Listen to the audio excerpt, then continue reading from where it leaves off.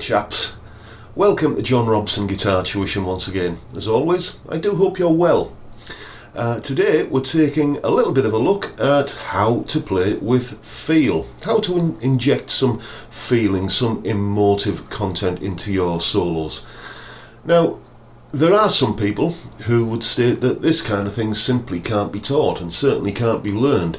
You can either do it or you can't. You've either got it or you haven't. And I disagree with that. Basically, I think the premise behind that point of view is that you can't force an emotion. Okay? You can't, for instance, decide who to fall in love with. That kind of thing. And, you know, that's fair enough, that's true. But assuming that we are all human beings and we all have human emotion, then all I'm talking about here is the physical techniques that you use on your instrument in order to invoke that emotional content into the music. Okay? And we're going to start with, I think, one of the most difficult, challenging, and sometimes even scary techniques for a lot of guitarists. What it is basically, well, I'll tell you what, rather than describing it, I'll show you. It looks like this.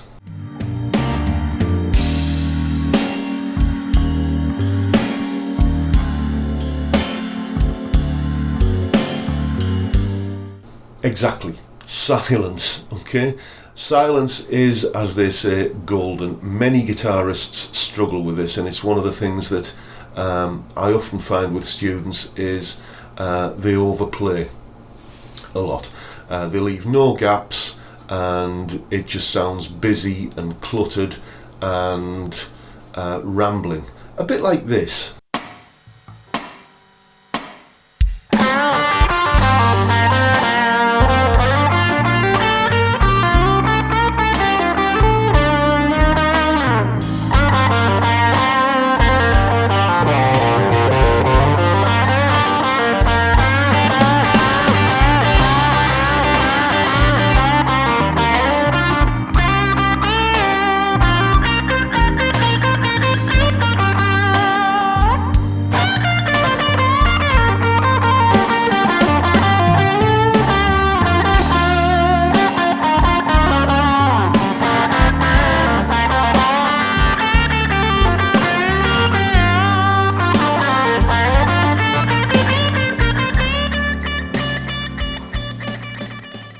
So there you go.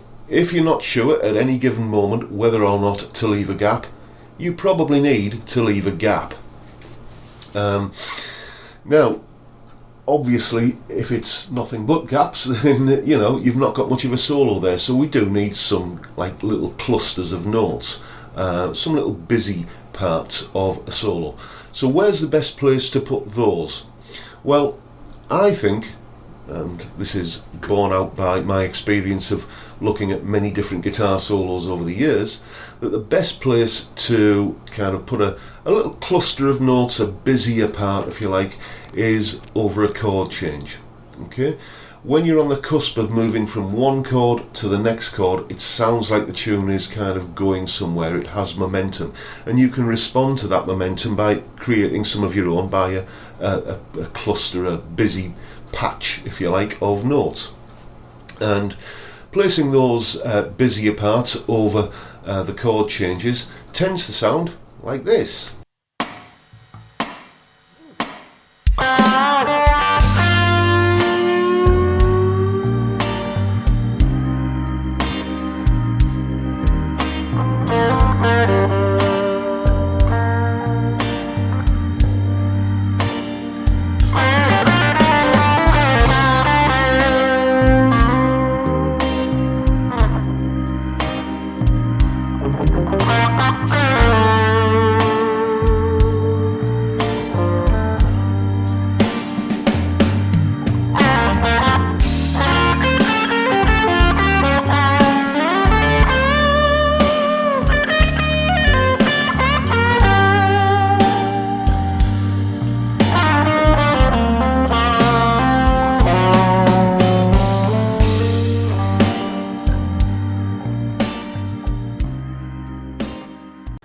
another thing that you may have noticed in that solo is, or was I should say, the use of dynamics. Okay, loud versus soft and soft versus loud.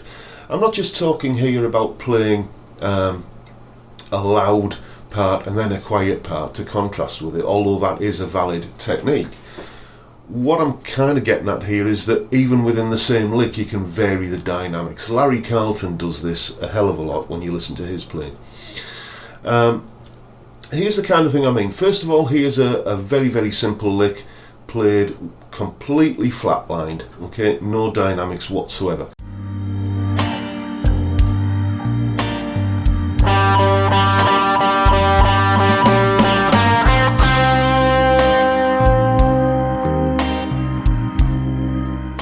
And here's the same lick where I vary the dynamics by starting quietly and building up to a bit of a climax.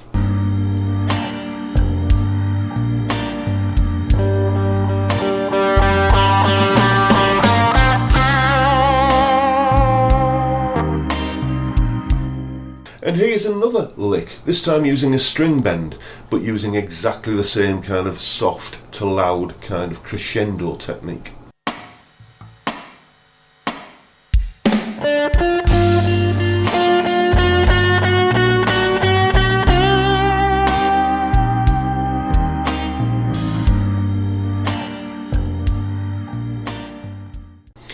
And you can even do this just with a scale. Okay, here's just a simple descending minor pentatonic scale played, as I say, completely flatlined, and then we'll have a listen to what it sounds like with some dynamics.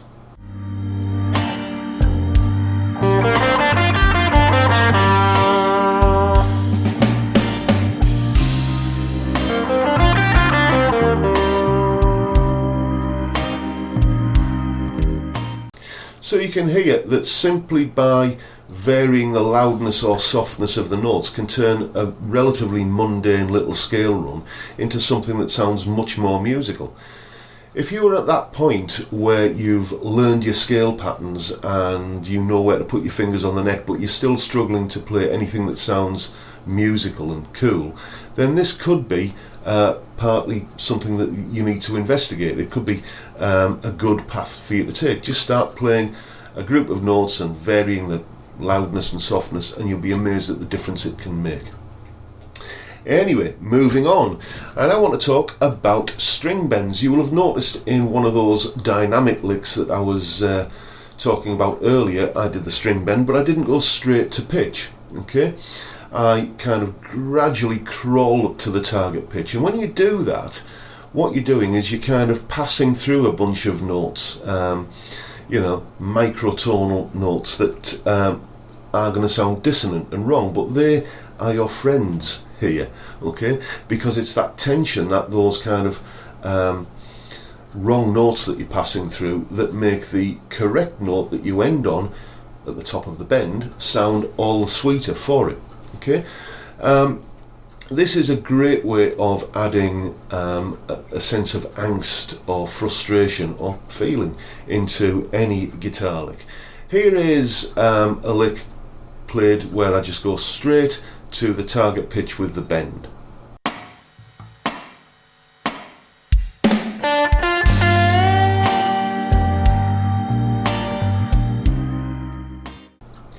And here's the same lick where basically what I'm doing is kind of crawling up to the note, and you'll hear it just sounds so much more emotional.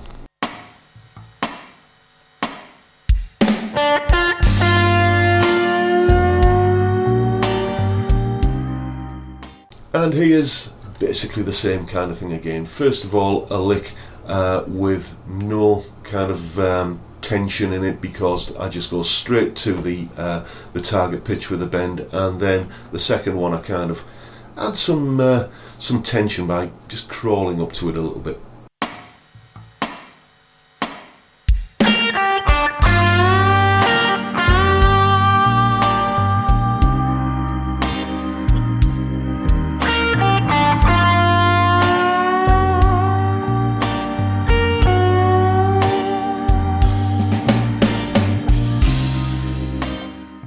Now, the final thing I want to talk about today is the use of an interval called a ninth. Okay, sorry to go all theory on you.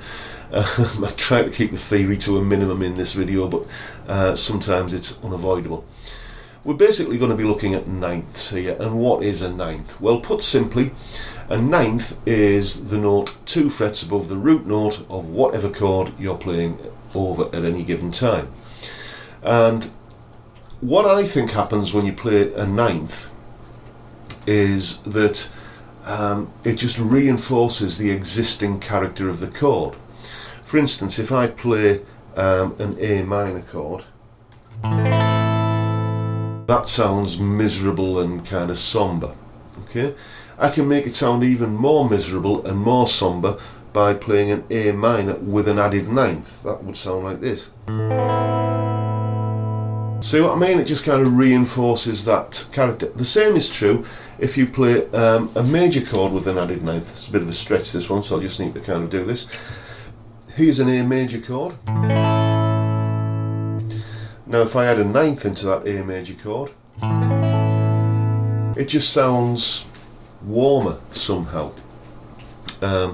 So yeah, adding a ninth is a great way of kind of reinforcing the existing mood of the chord that you're playing over. It's a great way of basically enhancing the emotional content of the music. Here's a lick that I'm going to play first of all without adding a ninth in.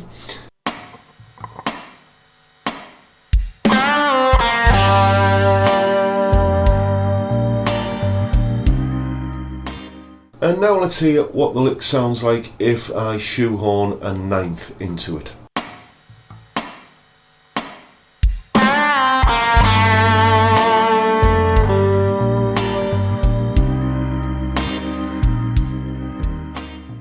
That makes a bit of a difference, doesn't it? It adds that little bit of tension which is then resolved.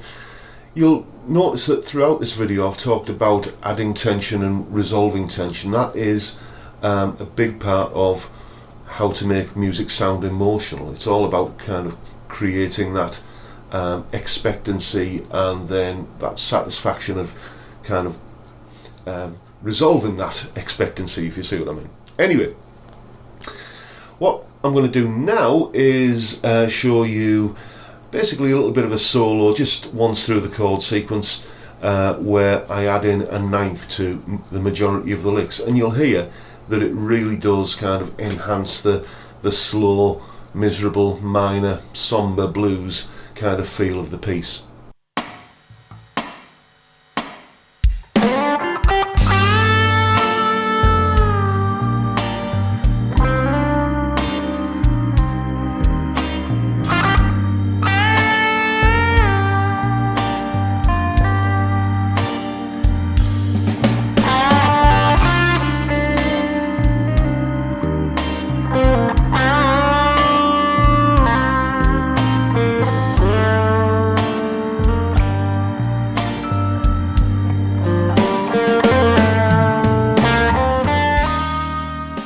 So there you go, that's adding ninths, and those are the techniques that I use to basically add a little bit of feeling to the solo. Let's kind of run through them again.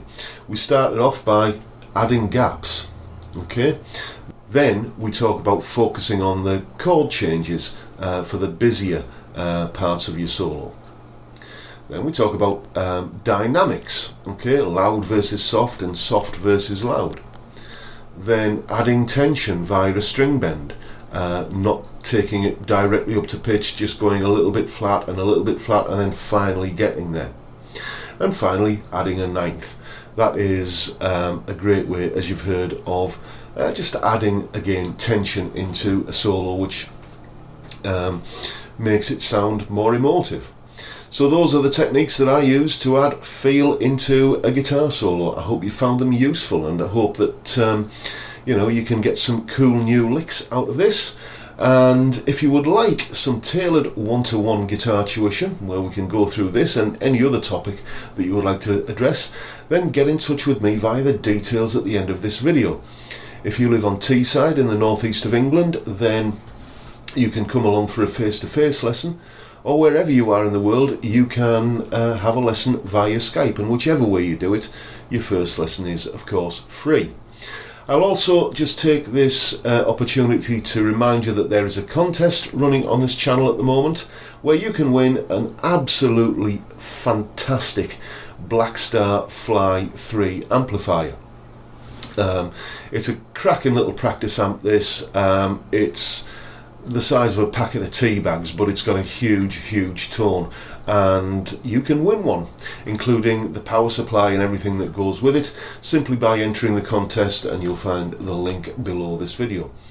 Whilst I'm here, I'm just going to mention as well my GoFundMe campaign, Guitars for Good Causes, which, as I'm sure you're aware by now, basically people donate to that GoFundMe page.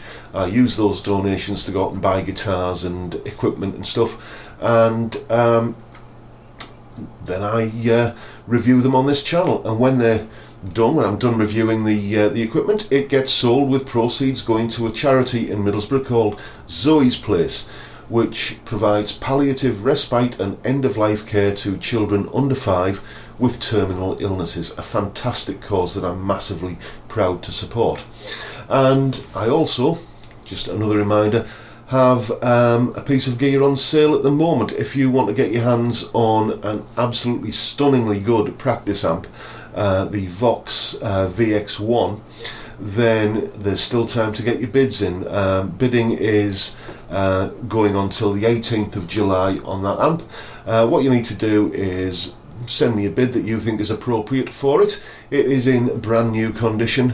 It's been used once to do the demo on this channel. I'll put a link to that below here as well. Send your bid to me, then on the 18th of July I announce, well, I don't announce, I inform the winning bidder.